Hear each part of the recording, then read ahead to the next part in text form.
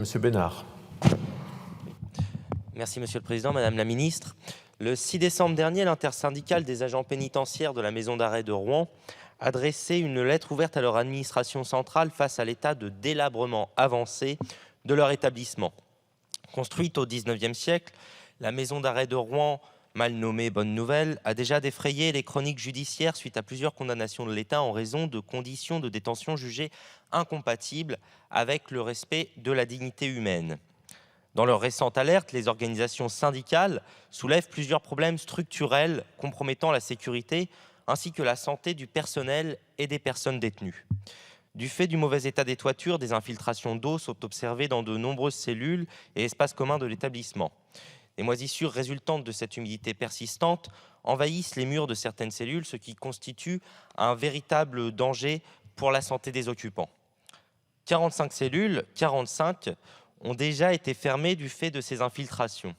D'autres fermetures sont à prévoir pour les mêmes raisons d'insalubrité. Les cellules, encore en état, sont donc surpeuplées, et ce qui accroît encore les tensions. Certaines coursives utilisées par les agents et les détenus sont également dans un état de délabrement avancé, avec des parties qui s'effondrent. Alors que le plafond des douches du premier étage de la division 1 s'est effondré, aucune réparation n'a été entreprise depuis. De nombreux murs montrent des signes d'affaiblissement, voire d'effondrement. L'une des promenades du quartier disciplinaire a d'ailleurs été fermée. Des morceaux du mur d'enceinte tombent également. Enfin, l'ovoïde d'évacuation des eaux usées est totalement obstrué, ce qui crée un risque de refoulement au rez-de-chaussée des différentes divisions. Bref, cette situation qui génère stress et insécurité pour l'ensemble des agents et des personnes détenues est susceptible de dégénérer en violence et en conflit. Les organisations syndicales tirent la sonnette d'alarme et exigent la réalisation de travaux de réparation de toute urgence.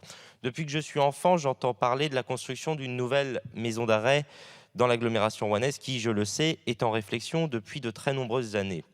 Son hypothétique concrétisation dans un avenir encore déterminé ne saurait servir de prétexte pour tarder à réaliser les travaux lourds et indispensables à l'amélioration des conditions de travail des personnels et assurer des conditions de détention respectueuses de la dignité des personnes détenues.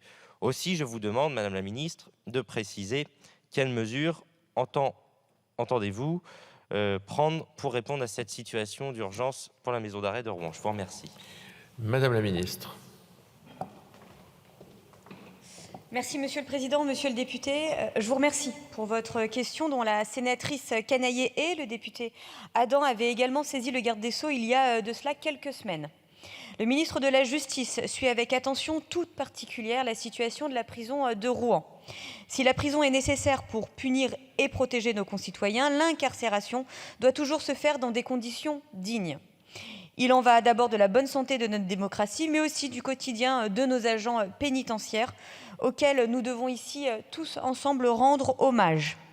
Depuis 2010, 6 millions d'euros de travaux de maintenance ont été engagés pour le maintien pour la maison d'arrêt de Rouen. Mais certaines parties de la structure ont vieilli précipitamment en raison d'infiltrations d'eau, comme vous venez très justement de le souligner. Sans attendre, une enveloppe de 3,5 millions d'euros a bien été prévue pour l'année 2024 afin de prendre en charge les opérations les plus urgentes. Les principaux travaux doivent porter sur la poursuite de l'étayage des toitures des bâtiments hébergeant les publics et la mise en œuvre de travaux d'urgence concernant les coursives de détention. Le rejointement des façades en briques, le remplacement des menuiseries extérieures, la reprise intégrale des installations de plomberie sanitaire et de ventilation sont bien évidemment aussi en étude et en cours de réflexion. Par ailleurs, un diagnostic de la structure est actuellement en cours. Il doit être livré à la fin du premier trimestre 2024 pour identifier précisément les autres travaux à engager. Vous le voyez donc, monsieur le député, nous mettons tout en œuvre pour améliorer significativement et rapidement la situation de la prison de Rouen. Plus généralement, les budgets de rénovation des prisons ont augmenté depuis 2017 de près de 140 millions d'euros investis tous les ans, soit le double de ce qui avait été alloué lorsque la gauche était aux responsabilités. Je vous remercie. Merci, Madame la Ministre. Dernière question, Madame Le Chanteux.